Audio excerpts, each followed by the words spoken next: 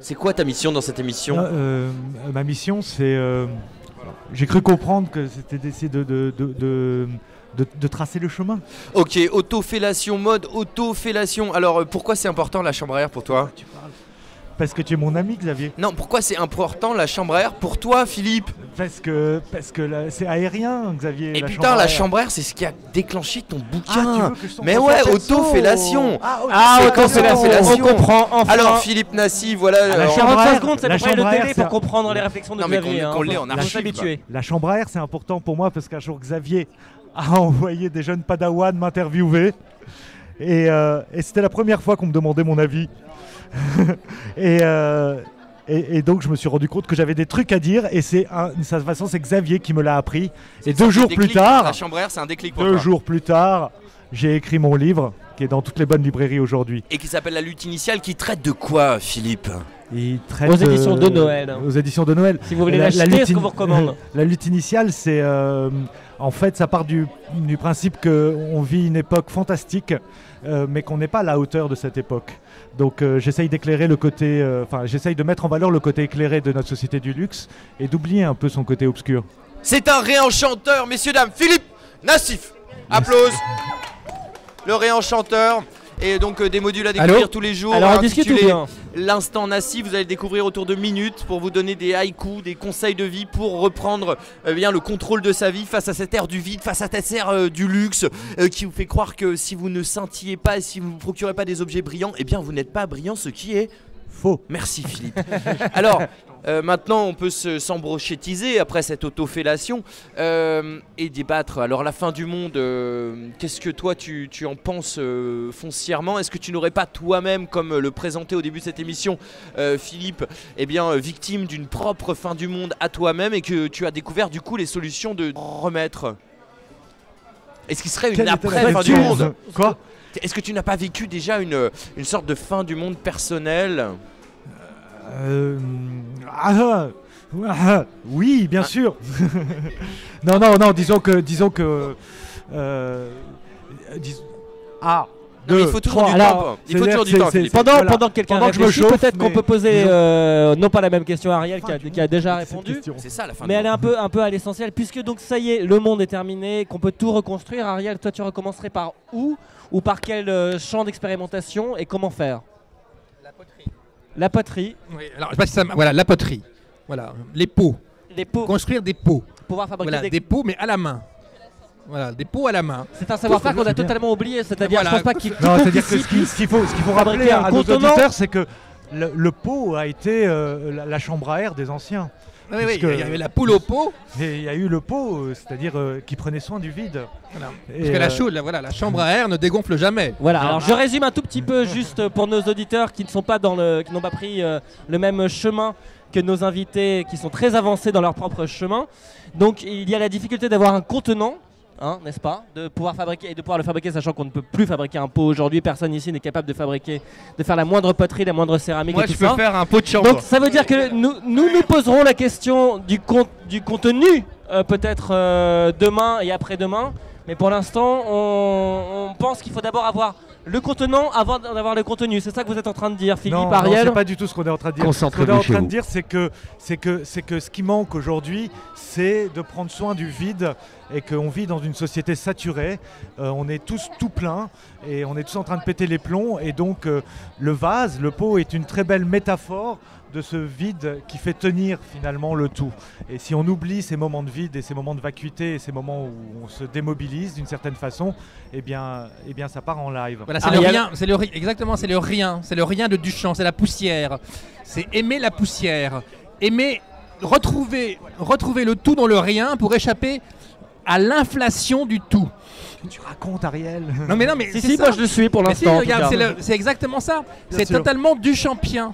C'est-à-dire c'est l'essence même, si tu veux, de Duchamp est là en fait. Dans ce néant, dans cette capacité à disparaître. Vas-y, finis ta phrase, mais j'ai une question. Et donc faire disparaître par la même occasion un tas de choses pour réapparaître avec le minimum qui peut suffire. Voilà. Et c'est là où on retrouve le pot, avec aussi cette autre notion essentielle qui est la capacité, même s'il est moche, à le construire soi-même.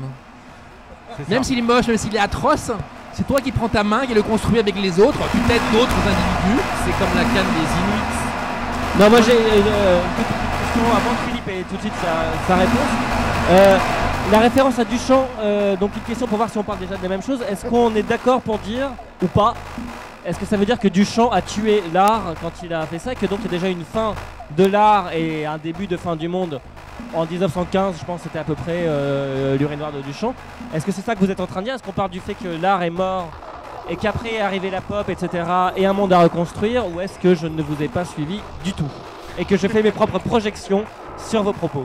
Moi, j'ai pas parlé de Duchamp, mais Duchamp, c'est super important parce que après lui, on est libre à 360 degrés. Donc Duchamp est génial, les Duchampiens un peu moins, sont un peu des, faut le dire ce qui est, c'est des bouffons. C'est-à-dire qu'il a été le très très grand punk de l'histoire de l'histoire, et il nous a mis face à un grand vide. Et ce qu'on a compris depuis Duchamp et qui n'était pas très clair à l'époque, mais maintenant qu'on comprend, c'est que la liberté ne nous est pas donnée et que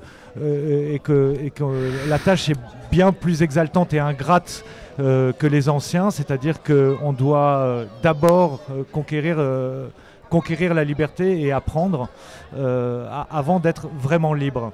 Donc, j'ai une toute petite théorie là-dessus, mais je t'entends avant. Il y a une œuvre de Man Ray et de Marcel Duchamp qui s'appelle Élevage de poussière. Voilà, et c'est voilà, l'essence même, elle est là. C'est-à-dire que c'est une œuvre qui est faite à partir de poussière, donc à partir de rien. Ça veut dire qu'il y a quelque chose dans le rien. Voilà, et alors je vais vous donner une anecdote qui est réelle. Tout à l'heure, en plein délire, dans la rue Chapon, il y a un vieux monsieur qui doit avoir 85 ans qui est passé avec un petit chapeau. Il était tout petit, personne évidemment ne l'a reconnu parce qu'il n'est pas hyper connu. Ce monsieur s'appelle Jacques Villeglé. Et Jacques Villeglé a fait des affiches lacérées. Il a été dans ce qu'on appelait les nouveaux réalistes, avec César, avec Yves Klein. C'était un grand ami d'Yves Klein. En fait, voilà, exactement. Donc Jacques Villeglé, il est passé. Et il est resté 5 minutes et il souriait. Je l'ai salué parce que, bon voilà, c'est quelqu'un que j'aime bien et qui fait parfois des œuvres en live. Eh bien, je crois que pendant les 5 minutes là de délire total dans la rue, il s'est arrêté, il a vu quelque chose. Il était plus proche de Duchamp que bien des Duchampiens. Voilà, il a retrouvé. On était à l'essence. Voilà, on était à l'essence du rien, c'est-à-dire du rien d'où il sort quelque chose. De ce rien qui n'est pas le néant.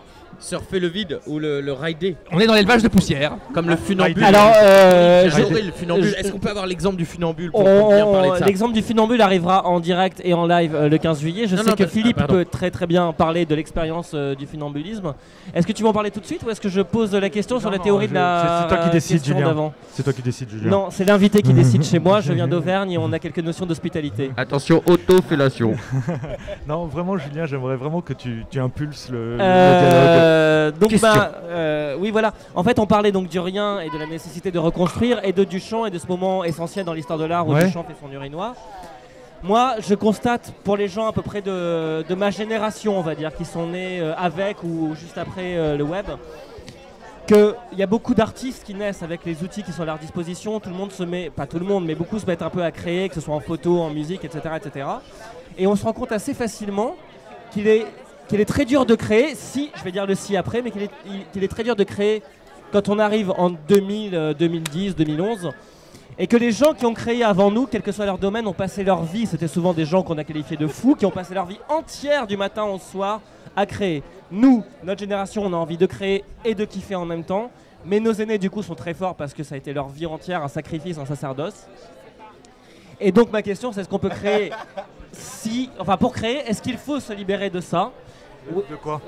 Du poids des aînés, géniaux, j'entends. Je parle pas de nos parents comme disait Xavier tout à l'heure. Je parle de réponse de Nicolas qui est ambassadeur. Comment il s'appelle Alors, rentrée de notre ami, voisin et musicien DJ Nicolas. Il est aussi ambassadeur. Dans le débat, tu as une question également. Ouais, j'ai juste une question. Comment il s'appelle cet homme qui est allé détruire justement le pissoir de Duchamp? Eh bien, je n'ai pas son nom, on va le retrouver. Alors, il y a deux cas de figure. Il y a deux exemples. Qui est le vrai artiste? Il y a deux exemples. Il y a Pinoncelli. Attention, on est en train de digresser. On perd le fil. Pas du tout, ça passe. Voilà, il y a Pinoncelli il y a deux personnages. Il y a Brian Eno et Pinoncelli qui est un artiste de Saint-Rémy de Provence, qui est une sorte qui a fait de l'art brut et qui après a fait des scandales, qui effectivement ont tous les deux pisser dans l'urinoir de Duchamp. Ouais. Mais ce qu'il faut savoir, en fait, c'est qu'au-delà du fait de pisser dans l'urinoir de Duchamp, c'est pas dans l'urinoir de Duchamp qu'il pissait, mais dans ce qu'il est devenu. Car pour Duchamp, c'était une blague.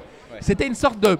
sa fontaine, hein, la fontaine de Hermotte, comme il l'a signé, hein, cette fontaine-là, c'était un pied de nez à l'institution de l'art. Il s'en moquait lui-même, Duchamp. Et on en a fait un archétype de l'art que certains ont voulu copier en mettant en boîte leur merde. Et c'est là, effectivement, où il y a eu un Binz. Ouais. Duchamp se réinvente permanent ou sinon il meurt. Ouais, bon. Sur les années, sur Duchamp, sur la mort de l'art, sur Nicolas et sur tout ça. Non, tout le monde peut intervenir quand il le veut, je vous laisse libre et on écoute Philippe Nassif. Non, ce qui est important de comprendre, c'est que tout a été détruit en effet. Donc on s'en tirera pas. On s'en tirera pas si on renoue pas un dialogue avec la tradition, si on revisite pas les aînés. Et surtout, le grand problème des digital natives, c'est qu'ils se servent pas de leurs mains. Et si vous laissez votre main, si vous prenez pas soin de votre main, si vous cultivez pas votre savoir-faire avec votre main, votre cerveau va s'atrophier. Et c'est aujourd'hui ce qui se passe. C'est qu'on a une sensibilité et une intelligence totalement atrophiées parce qu'on n'a plus de rapport au travail à la main. Donc je sais que c'est un peu dur à dire ça aux jeunes, mais les gars, il faut que vous réappreniez à faire de la musique et de la poterie. L'ordinateur, c'est un moyen, mais c'est un truc, mais rien ne se passera sur l'ordinateur. Ariel, sur cette question, non, mais il a entièrement raison. C'est Brian Eno qui expliquait que ce qui manquait à l'ordinateur, c'est l'Afrique. C'est-à-dire l'Afrique, c'est-à-dire les sens, hein, l'odeur, le toucher. En fait, c'est toute cette matière quelque part. On peut vivre dans le digital si quelque part on est capable de au sens du pays d'où l'on vient, pas. Non, si on le mêle à des odeurs, si on le mêle à du réel ou de l'irréel, d'autres fictions qu'on crée et qui vont nous créer. Alors c'est très intéressant parce que c'est deux notions qu'on va aborder dès demain et après-demain, à savoir la puissance du geste au travers de notre chapitre Arts et Métiers demain où on sera à côté des Arts et Métiers, et ensuite samedi où on sera en face de l'église Saint-Nicolas-des-Champs qui est juste à côté, qui est près de la Gaîté Lyrique, donc lieu dédié aux cultures électroniques, où on va justement observer ce que les cultures électroniques ont à nous apporter. J'ai en face de moi Cédric, donc c'est une piste de réflexion, encore un insight qui chez vous peut vous permettre de réfléchir. Cédric en face de moi qui travaille uniquement avec des machines, il est en train de dire que de créer on aime les machines sur son ordinateur et en ligne ne servait à rien. En fait, le problème avec l'ordinateur, c'est que c'est une connexion directe avec l'esprit. Donc le corps, en fait, le corps est un peu effacé derrière, en fait, cette connexion. Donc c'est super pratique parce que c'est directement du cerveau, en fait, vers la réalité, en fait. Donc c'est une sorte de magie, en fait, une sorte de sorcellerie, en fait. Une sorte de sorcellerie, mais super pouvoir. Mais effectivement, le corps en fait se met en retrait en fait derrière ce système-là, quoi. Et comment tu t'en sors toi par rapport à ça? Ben en fait, faut rester borderline en fait, dans le sens où faut rien prévoir trop à l'avance. Faut rien paramétrer trop à l'avance et essayer en fait justement de rester en fait sur ce côté. On ne sait pas ce qui va arriver et on essaye d'avoir le maximum de paramètres qu'on ne contrôle pas en fait et qu'on essaye de guider en fait pour diriger vers ce qu'on veut obtenir. Ouais, donc c'est comme un exosquelette apposé à l'esprit. C'est des bugs. C'est des flux bugs, en fait. De la poésie, des flux de poésie. Voilà, c'est-à-dire qu'on essaie de réinstaurer le random en fait. Restaurer l'incident. Non mais ce dont on est en train de se rendre compte et attention de pas trop couper la parole à notre. Ouais. Non mais c'est important c'est important. Il y a pas d'esprit sans corps. Mais merci d'avoir insufflé cette très belle notion. Tu vas retrouver tes machines justement parce qu'on va te retrouver en live quand on va terminer ce. D'ailleurs, ceci dit d'ailleurs, toutes les machines pas d'esprit sans corps. Regardez le côté tactile, smartphone, voilà, le toucher qui intervient par les fameux i. La métaphore du réel, hein, on appelle ça les métaphores du réel sur lesquelles on peut. Les gens travaillent sur des hologrammes tactiles qui sont en train de sortir. Il y a dans une voiture une concept car de Renault qui s'appelle la Zoé. C'est des huiles essentielles de l'odeur qui arrive. Évidemment, c'est du marketing, mais c'est du marketing, mais ça montre bien que. Il court après le corps. Oh, pardon, j'ai roté, ça veut dire que le débat vient à sa fin.